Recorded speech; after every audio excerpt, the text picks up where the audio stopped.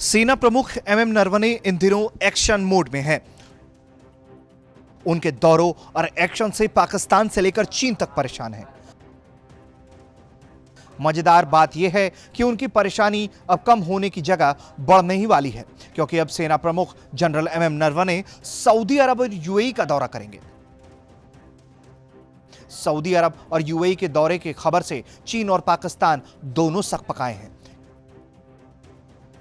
क्योंकि ये वो देश हैं जिन्हें चीन से लेकर पाकिस्तान तक अपना बेहद करीबी मानता रहा है।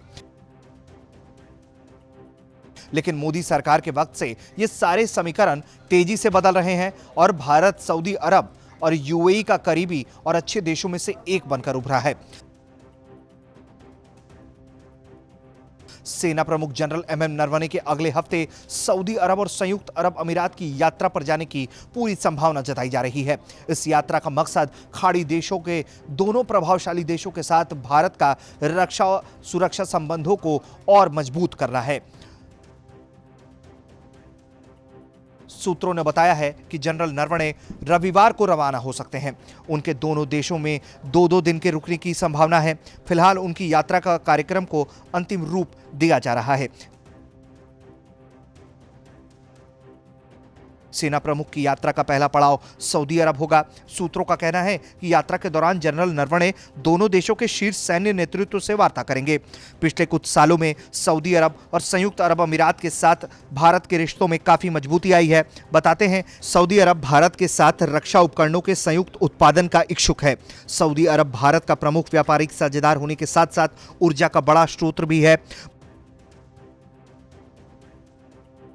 भारत कच्चे तेल की अपनी जरूरतों का करीब 18% सऊदी अरब से ही आयात करता है। इसके अलावा भारत के लिए एलपीजी का भी बड़ा स्रोत है।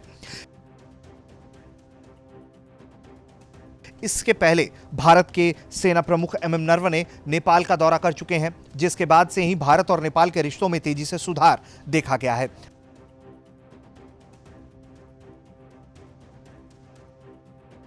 अब तो नेपाल के मंत्री भी भारत के दौरे पर आ रहे हैं। एक तरफ जहां भारत चीन को काउंटर करने के लिए म्यांमार, श्रीलंका, भूटान, नेपाल जैसे देशों से रिश्ते मजबूत कर रहा है, तो वहीं भारत यूएई और सऊदी अरब के साथ मिलकर पाकिस्तान को पूरे तरीके से काउंटर करने का एक नया प्लान खड़ा कर रहा है,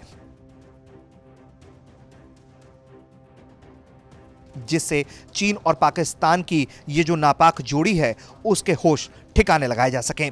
ब्यूरो रिपोर्ट, भारत तक।